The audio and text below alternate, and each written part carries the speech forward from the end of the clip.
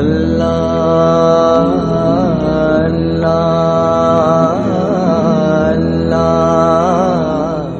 مشہور محدث عبداللہ بن مبارک رحمۃ اللہ تعالی علیہ فرماتے ہیں کہ ایک مرتبہ چوری کی کچھ بکریاں بعض فسادی لوگوں کے ذریعے کوفہ میں لائی گئی۔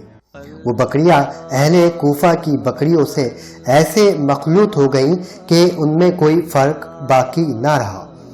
اس سے یہ اندیشہ ہوا کہ ممکن ہے کہ کبھی کوئی قصاب ان چوری شدہ بکریوں کو خرید کر اس کا گوشت دکان میں فروخت کر دے۔ اس طرح لوگوں کے لیے حرام گوشت کھانے کا خطرہ پیدا ہو گیا۔ امام ابو حنیفہ اور رحمۃ اللہ تعالی علیہ کو حرام گوشت کے کھانے سے بچنے کی فکر دامن گیر ہوئی کہ کہیں نادانستہ طور پر وہ چوری شدہ بکریوں کا حرام گوشت ان کے گھر تک نہ پہنچ جائے۔ چنانچہ امام ابو حنیفہ نے لوگوں سے پوچھا کہ بکری کی عمر زیادہ سے زیادہ کتنی ہوتی ہے؟ لوگوں نے بتایا کہ 7 سال۔ تو امام ابو حنیفہ رحمۃ اللہ تعالی علیہ نے 7 سال تک بکری کا گوشت صرف اس وجہ سے نہیں کھایا کہ کہیں وہ چوری شدہ بکری کا گوشت ان تک نہ پہنچ جائے۔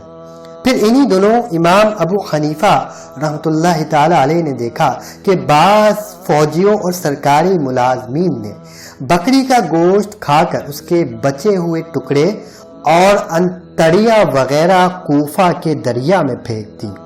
تو ابو حنیفہ رحمۃ اللہ تعالی علیہ نے لوگوں سے پھر پوچھا کہ مچھلی کتنے عرصے تک زندہ رہ سکتی ہے، کیونکہ وہ جو بچی ہوئی انتڑیاں دریا میں پھینکی گئی تھی وہ مچھلیاں کھا سکتی تھی، اور اس بات کا امکان تھا کہ وہ کھائی ہوئی بکریاں کہیں چوری شدہ بکریوں میں سے نہ ہو۔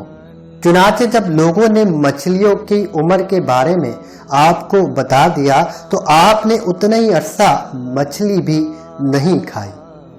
یہ تھا امام ابو حنیفہ رحمۃ اللہ تعالی علیہ کا تقوی اور پرہیزگاری، جس کی مثال آج ڈھونڈنے سے بھی نہیں ملتی۔ چنانچہ ہمیں اس پر غور کرنا چاہیے کہ ہمارے اسلاف حلال رزق کے بارے میں کتنے حد تک محتاط تھے اور زمانہ حال کے مسلمان کتنے غیر محتاط ہیں۔ روشنی روشنی تاریخ کی روشنی، روشنی روشنی تاریخ کی روشنی، تاریخ کی روشنی۔